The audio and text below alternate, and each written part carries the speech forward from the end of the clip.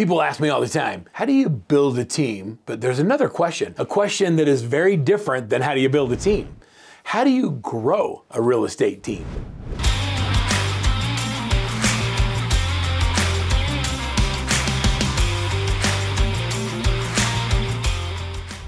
I want you to think about the difference between build and grow. If you build something, you get all the pieces, you stack them one on top of each other. If you grow something, it organically happens over time. You nurture, you feed it, you water it, and over time it begins to grow. Many of us in real estate have gotten to the point because we've been growing our real estate teams. We've gotten really good at the business, and by getting good at it, it's just created all these new opportunities, and now it's time to add someone. And so I've always said that great agents aren't hired, they're developed. Great assistants aren't actually hired, they're developed. And so the question of how do I grow a real estate team resonates with me because I believe it's your job, it's your role, it's your responsibility as a leader to pour into people, to water them, to fertilize them, to give them all of the ingredients that they need to be able to grow so that you can grow a successful real estate practice, a successful real estate team. All right, so what are the ingredients? What are the things you use? How do we even find people to add to our team that we can grow? I would say that the biggest challenge in hiring team members, buyers, agents, and listing partners is simply this.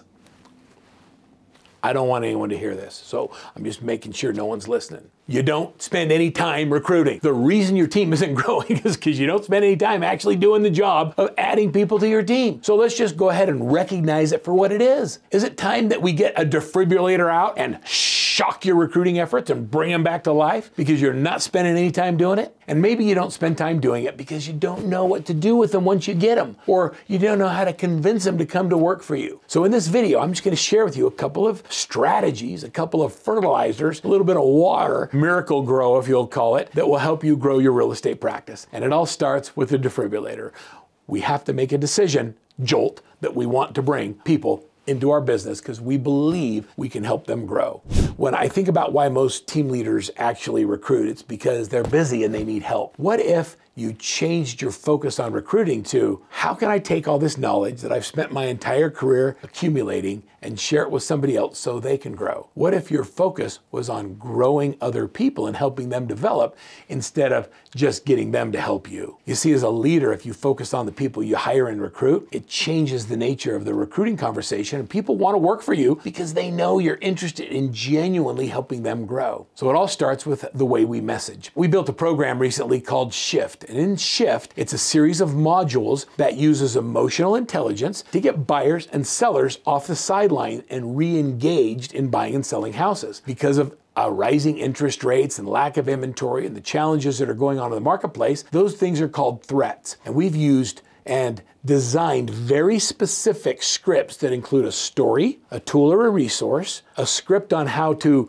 message it to the marketplace, and then action items or tools to coach to it that we deliver for our clients. One of my favorite clients, Mike Koch in Wisconsin, is in the process of growing his team and was challenged with the lack of opportunities to talk to agents that would be interested in coming. So instead of using the Shift dialogue to recruit buyers and sellers, he started using the Shift story to help other agents get their buyers and sellers off the sideline. He changed his mentality from a how can you help me to how can I help you? He started giving them tools and resources and said, oh, you know what, if you'd like more of these things, why don't you sit down with me at some point and we can talk more about how we do this with our team. And it opened up opportunities for him to be able to have conversations about joining his team. So by sharing Shift modules with potential buyers and sellers agents, he was able to have more opportunities to tell about what it might look like to come join his team, where he would pour into them and help them grow, not just as real estate agents, and also grow as people. Use Shift modules, let's give those out.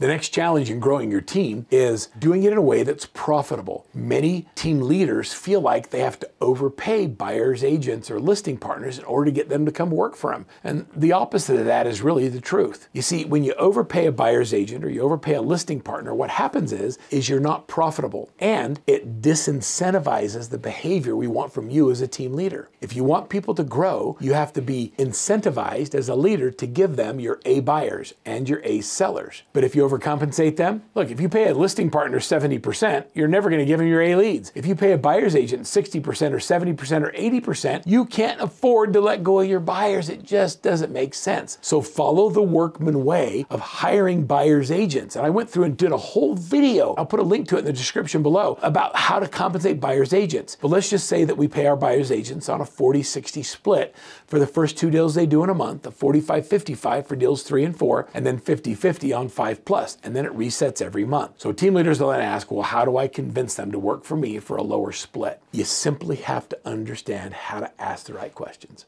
Are you ready for the question? I'm going to give it to you right now. What's more important to you, the split you're on or the amount of money you take home to your family? Because I don't want you on my team unless you can make $100,000 a year or $80,000 or whatever it makes sense in your marketplace. I really want agents on my team to make $100,000. And in my market, you can absolutely do it, as well as in many other markets. If you look at the minimum level of production of 24 deals to be on my team, you just do the math. Here's what I would take an agent through. I would look at their production for the last 12 months, mostly, and usually it's less than 7. And I say, look, you made 7 deals. Let's just say you're on 100%.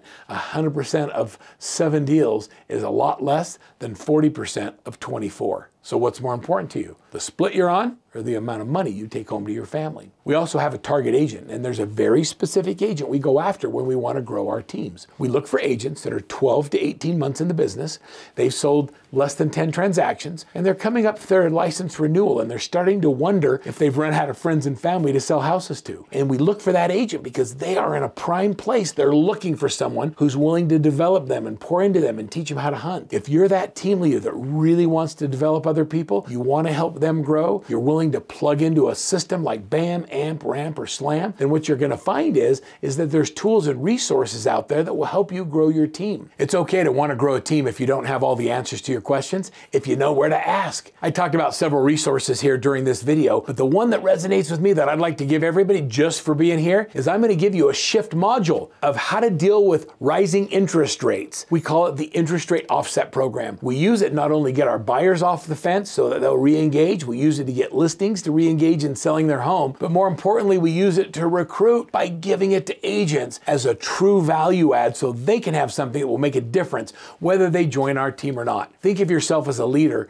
as someone who is the miracle grow for their life and their business. And as the miracle grow, you want to help them have a greater life balance. You want them to be able to do what they love most about the real estate business. And if you come with a servant's heart in your recruiting, I promise you there's agents out there who need you, that want you, and they're just waiting for a little fertilizer so they can reach their potential in real estate as well. Let's reach out and let's become the growers of great real estate teams.